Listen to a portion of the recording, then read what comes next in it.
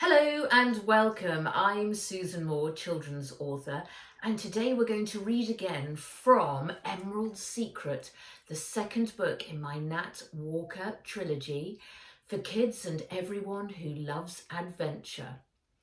And today we're going to resume the story at chapter 18, where Nat's guardian Jamuka has passed away and Nat must now go to boarding school at Boxbury in London. Urgent message.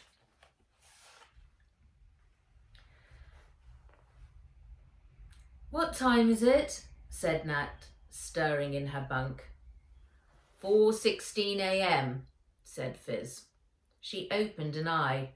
Outside it was still dark. For a moment she comforted herself by imagining everything that had happened was just a nightmare. She'd get up, Jamuka would be on deck meditating, Gobi would be... Where's Gobi? She said, sitting up. Fizz disconnected from his spider wire charger and swooped onto her shoulder. "Our Ping put her in the galley last night and gave her extra bugs for supper," he announced. Nat swung her legs off the bunk and made her way across the rug towards the door. She reeled into the corridor wall with a bump. "Careful," said Fizz, flapping his wings. "Rat's tails, I'm not having any more medication off that doctor," she said. She was about to walk into the galley when she stopped, turned back and headed to Jamuka's cabin. The door stood ajar. She took a deep breath, pushed it open and flicked on the light. Someone had stripped the bed. Bare wooden slats stood on view where once there'd been a mattress. Everything else was where it always was. The black lacquered frame mirror above his desk. The blown up photograph of Dragon Khan crossing the finish line in his first position on the wall. His leather slippers on the shelf below his wardrobe. Even with the porthole wide open, the cabin still smelled of the jade incense that he burned each evening. She walked over to his desk and pulled open the top drawer and breathed a sigh of relief when she saw that his fast pad was still there. She picked up the wafer-thin tablet and closed the drawer. She turned, averting her eyes from the empty bed, and strode quickly out of the room, closing the door behind her. In the galley, Gobi was asleep on her perch, her head tucked under her wing, her feathers plumed out to keep warm. Nat reached over and closed the porthole. Fizz landed on Gobi's cage and mimicked her chirping. She peeped up over her wing, but didn't join in, and Nat noticed her feeding tray was still full of bugs. She unhooked the cage and grabbed a banana from the fruit bowl. "Let's head back to my cabin. It's warmer in there," she said. She landed the cage on her bunk and climbed under the duvet. Fizz had stuck his snout out through the bars of the cage and was blowing warm air at Gobi. The banana didn't look appetizing, but Nat peeled it and made herself eat it, even though she still felt sick. She washed it down with the rest of the glass of water that sat next to her bed. Jamuka's fast pad lay in front of her. She picked it up, running her fingers over the screen. A photo of them both in Mongolia on their horses popped up. Snow was falling. They were standing in the clearing of a big pine forest, dressed in thick, long coats, curved-toe boots and big, round fur hats. Jebe, the wolf, was in the background, his black fur making him more shadow than real against the white snow. She wished she could go back in time to that very moment. "What am I looking for?" she said. Fizz lifted his snout. "Your future." She looked at him. "Ha, zoinks, that's deep." His eyes glowed purple. "I learned it from Star Wars Episode 21. The beginning of the end. Do you think it's appropriate that I have used it in this context?" She paused, asking herself why she was really doing this. Yes, but I need to unlock the past before I can find my future. That's deep too, said Fizz. She began to navigate through Jamuka's messages. It was the usual load of administrative stuff that he was always dealing with. She was about to move on to his file system when a new message came pinging in with urgent sign flashing in red. She clicked on it. Message from Philippe Laplante to Jamuka Borjigin. Subject: urgent, black cod. Message: black cod is still in development. Max's architecture is challenging, not ready yet for Natalie. Though we still had 3 years to get it ready. I can maybe accelerate to get it done in 2 more years. Before that, it is a half-baked game that would be impossible for her to navigate. Sincerely, Philippe. Sent, April 14th, 11:58 p.m. To Philippe Laplante, from Jamuka Borjigin. Subject: urgent, black cod. Philippe, there have been some developments regarding the sword. What is the status of black cod? Regards, Jamuka. So because this book is in print, you'll see that message actually has to be read in reverse. So it was Jamuka sending the initial message to Philippe and Philippe replying. Hope that makes sense. Do you know who this is, Fizz? She said, holding up the fast pad. Fizz scanned the message.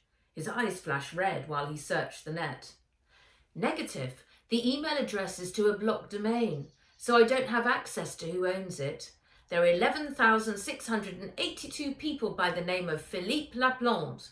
They mostly reference addresses based in France. What about black cod? His snout twitched again. Black cod is a fish. Send Philippe a message from me, but copy this one in as well. Tell him what has happened, your short version, please, and that I need to speak with him as soon as possible. Got it? Fizz lifted a wing and saluted her. Aye, aye, Captain. Chapter 19. Ice skating. Very exciting. Ivy pulled on her fur-trimmed warrior suit. It strained at the seams thanks to all the extra cake she'd been eating lately. It had been a while since she'd been down into the basement of Shiver Sand Towers to work out, but now, with the girl in town, there was a definite chance she'd get her hands on the right sword. She could feel it in her bones, so she needed to get into better shape to be prepared for all eventualities. The way Natalie Walker's guardian had tried to persuade her that the sword wouldn't bestow the power and youth that she knew it would, the more certain she was that Catherine Walker had found the sword and had hidden it somewhere for her brat to find. It had been easy to remove the guardian from her path. He was so polite that after their heated argument, he'd taken tea with her. A lethal powder slipped quickly into the cup and bingo, a heart attack and he was gone. She took the secret elevator from her armour room, and when the doors opened, she stepped into a floodlit ice rink. Alfonso, her personal trainer, was waiting for her on the edge, holding her skates. Saskia here yet? She said. He shook his head and escorted her over to a velvet-covered throne. She sat down and lifted a foot up. Alfonso knelt down and placed it inside one of her fur skating boots. He laced it up and did the same with the other. The signature drumbeat from War's World started to play over the speakers. The sound of it made her feel ready for battle. Ivy got to her feet, balancing on the blades. The boots felt tight on the ankle. Alfonso handed her a fencing sword, a shield with the War's World Z logo on the front, and a protective face guard. Ready, ma'am? He said, grabbing the same equipment for himself. "Indeed," she said, pushing past him and launching herself onto the ice. She would never be as good as her championship-winning parents, but she knew all the moves after a childhood spent on the ice. "Couple of warm-up laps, Mum, and then let us begin." Ivy was really out of shape. She broke into a tsunami of sweat on the warm-up. Once around the ring was enough. She moved into the centre where Alfonso stood waiting. "Let's just get on with it," she said, catching her breath. Alfonso pulled his face guard down, raising his sword and shield. She did the same. It was battle time. "On guard," he said. He waited for her to make the first move. She swiped the sword to the right and made a jab at him. He blocked it with his shield, deflecting her. She tried again, but her arms felt like jelly. He took his turn and lunged forward. Ivy raised her shield at the same time as trying to skate backwards, but she was so out of practice that her blades slipped away in opposite directions. Her legs were not strong enough to bring them back in, and she face-planted on the ice. Alfonso leaned over and heaved her back up onto her skates. "Mater!" Ivy lifted her face guard to see Saskia marching across the ice in a purple camouflage pattern dress. She had the look of thunder on her face. "Limpet called me into his office. He told me that I'm never to speak with or go near the Walker girl ever again. If I do, I shall be expelled. The humiliation of it, Mater." Ivy pursed her lips. "Did he say why?" "He said it would be too distressing for Miss Walker because our home was the last place her guardian visited prior to his death." "I see," said Ivy. "No, you don't see. Everyone at school is talking about the Walker girl and her guardian dying, and they all somehow know that they both visited our house. Everybody's whispering horrid things about us. Someone said they think we actually killed him." Ivy sucked in her breath. That was a bit close to the bone. She'd have to find a way to scotch that rumour. Now, darling, people do jump to utterly ridiculous conclusions in times of trouble. Sit tight and the gossip will soon go away. I'll call Mr. Limpet and have a word." Saskia stamped her boot on the ice. "You don't understand, do you? It's not just me. Limpet's banned you from the school as well. He says if you ever set foot on Boxbury property, he'll expel me. He also suggested I might want to leave anyway, in light of the situation." Ivy narrowed her eyes and puffed up her chest. "That's my alma mater. How dare he?" She threw her fencing sword at Alfonso and skated off the ice. She didn't bother removing her skates as she stomped off into the elevator. It was time to pay Mr. Limpet a visit. The end of chapter 19. Thank you very much for joining me and look forward to seeing you again tomorrow.